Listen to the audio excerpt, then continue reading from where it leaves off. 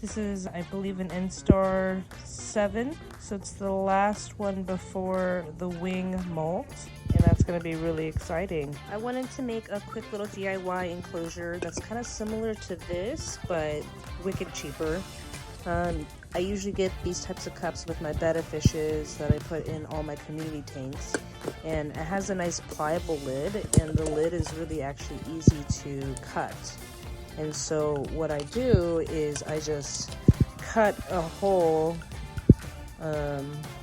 into the cup lid like this, into a square, and then what I do is then hot glue a piece of insect screen on the inside here. That way nothing can escape. This is the material that I use. It's a very pliable material and it doesn't hurt. I can run my fingers across it. It doesn't rip my hands. And it's for small insects, and I got it in the color charcoal. And then you can see the size that I got, but it's a screen guard that it doesn't hurt. Now I plugged in the hot glue gun and it's on a silicone pad, so it's not going to hurt any of my surfaces. I really recommend using a silicone pad. That way the hot glue doesn't actually stick to any surfaces. I used to use cardboard, and then it was just a waste of hot glue and cardboard, and it was just a mess. So I forgot to mention the reason why I would use a smaller enclosure versus a larger enclosure for an orchid mantis or a smaller nymph mantis instead of one that has already sprouted wings. The reason why is if the orchid mantis or the mantis itself is very, very small, that means that there's a large area for it to hunt down its prey. And not all mantises like to actually hunt their prey. Some of them like to stay still and just wait for them to have the opportunity to catch it whenever it comes by. If the container is larger, that means it's a larger volume of area where it has to once again wait for the critter to come by, and that might not be very opportunistic for certain mantids. So this is a piece of that fabric that I cut in. I cut it larger than the hole that the container is using, because we're going to use hot glue to seal around the edges, and there has to be a little area for that to happen. And we can kind of see the hot glue kind of dripping. I'm doing a little touch test and it's pretty hot, so let's go ahead and start. Get my hot glue ready, and I want to use a lot of it just because I don't want any bugs to escape, and sometimes bugs can be quite small. Alright.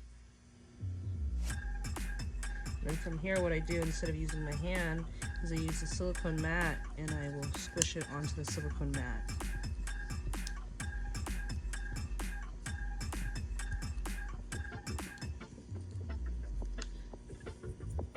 And now we can see that there's a nice seam around it. There's no way of anything escaping from it. All that excess silicone, or not silicone, all that excess glue I can just wipe off. And once it's cooled, it just lifts off, and I didn't burn myself. Awesome. Now we have our cup and we have our lid, and it's ready to go. This is very important for the nymphs to be able to actually hang upside down, and you could do a little pressure test and everything is holding no problem. It still needs to cool, so that this needs to be nice and grippable for them to be able to hang upside down and move into the next stage. The next portion, we're gonna add a little bedding onto the bottom. For a little quick clean bedding, I just use some fresh paper towel, fold it up, and then put it towards the bottom. This also keeps the humidity up for them to use. And just make sure it's all towards the bottom there. And then next, what I like to use is distilled water in a spritzer. This is a glass amber spritzer. Nice spritzer here, and then just go pump 2. And that should be enough to have all the big droplets go down to the bottom, so it's soaked by the paper towel. All the small droplets where they can't actually drown in are still onto the sides of the cup for them to drink. Cap this baby back up, and then let's put our little friend in our little new enclosure.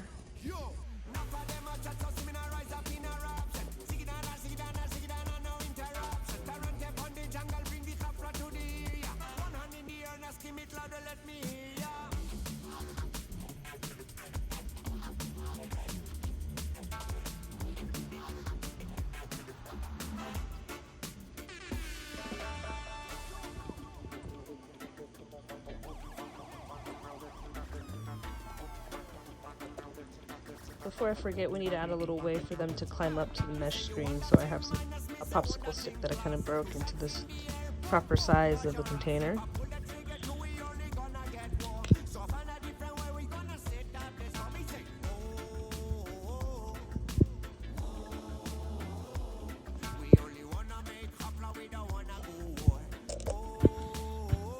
Seal her up. And then we got ventilation here up towards the top of the cup. And we have the stick kind of in the mesh area in the middle here, but it's against the cup so it's nice and taut. And then we have a little friend.